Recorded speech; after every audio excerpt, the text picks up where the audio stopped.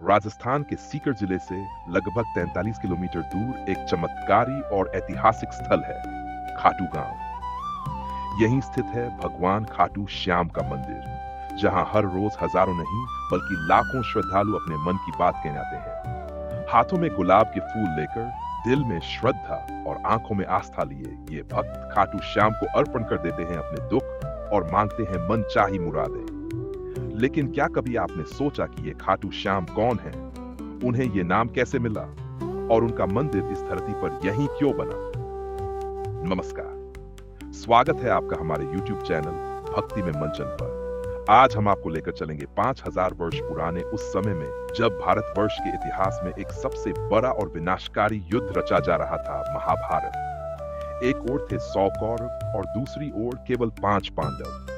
आसपास के राज्यों की सेनाएं दोनों पक्षों के समर्थन में कुरुक्षेत्र की ओर कूच कर रही थीं। युद्ध भूमि की धूल से आकाश धुंधला हो रहा था और वीरता की कहानियां चारों दिशाओं में गूंज रही थीं। हर रात सन्नाटे में एक आवाज साफ सुनाई देती थी, मृत्यु की। इसी बीच हस्तिनापुर में एक ऐसा योद्धा प्रवेश करता है जिसका नाम सुनते ही दोनों पक्षों के हृदय कांप उठते हैं। उनका नाम था महारथी बर्बरीक। बर्बरीक पांडवों में से सबसे बलशाली भीम के पौत्र थे।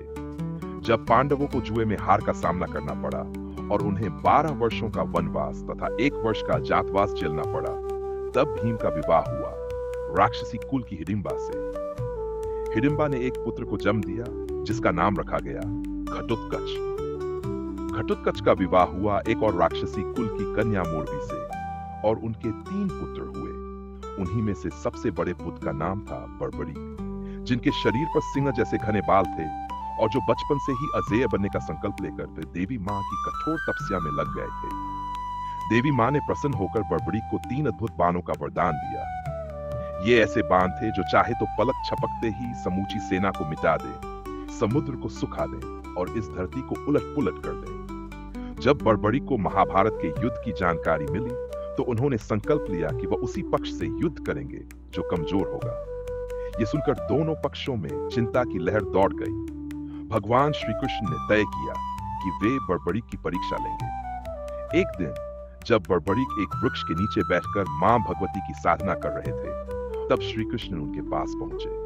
बर्बरीक ने उनका अभिवादन किया। श्री कृष्ण ने उनसे 3 बाण दिखाने को कहा। बर्बरीक ने बताया, पहला बाण सारे लक्ष्यों को चिह्नित करता है, दूसरा उन्हें भेदता है और तीसरे की आवश्यकता ही नहीं पड़ती।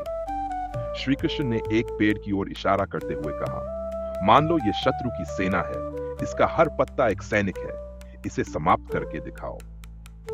बर्बरीक ने पहला बाण चलाया और उसने हर पत्ते पर निशान लगा दिया।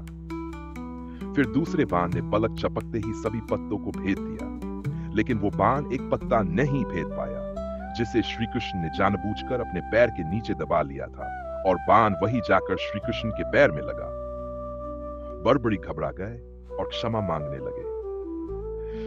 मैं सिर्फ तुम्हारी परीक्षा ले रहा था। फिर उन्होंने बर्बरीक से पूछा, तुम किस ओर से युद्ध करोगे? बर्बरीक बोले, जो पक्ष कमजोर होगा मैं उसकी ओर से लड़ूंगा। यही मेरा वचन है। यही वचन तुम्हें फंसा देगा।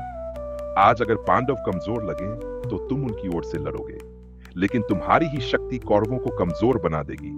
तब तुम्हें उनका साथ देना होगा। यह चक्र चलता रहेगा और अंत में केवल तुम ही बचोगे। बर्बरीक समझ गए, लेकिन वचन से बंधे हुए थे। तब श्री कृष्ण ने कहा, अगर तुम इस युद्ध में भाग ही न लो तो ना वचन टूटेगा, ना धर्म संकट होगा। लेकिन बर्बरीक राजी नहीं हुए। आखिरकार कृष्ण ने मार्गदर्शक का धर्म निभाते हुए गुरु दक्षिणा में बर्बरीक का शीश मांग लिया। बर्बरीक ने सहर्ष वचन दिया और आग्रह किया कि वो ये युद्ध अपनी आंखों से देखना चाहते हैं। फिर उन्होंने अपना शीश उतारकर भगवान श्री कृष्ण के चरणों में समर्पित कर दिया। श्री कृष्ण ने बर्बरीक के शीश को एक ऊंची पहाड़ी पर स्थापित कर दिया, जहां से वो महाभारत का युद्ध देख सके। इस अनोखी गुरु भक्ति से प्रसन्न होकर श्री कृष्ण ने उन्हें आशीर्वाद दिया, द्वापर युग के बाद कलियुग में तुम मेरे नाम से पूजे जाओगे। और तभी से बर्बरीक खाटू श्याम के नाम से प्रसिद्ध हुए। राजस्थान के सीकर जिले में खाटू श्याम का भव्य मंदिर आज भी हमारी गुरु भक्ति, आस्था और बलिदान की परंपरा का प्रतीक बनकर खड़ा है। आपने बड़े धैर्य और श्रद्धा से सुना। इसके लिए आपका हार्दिक आभार। जय श्री खाटू श्याम जी की।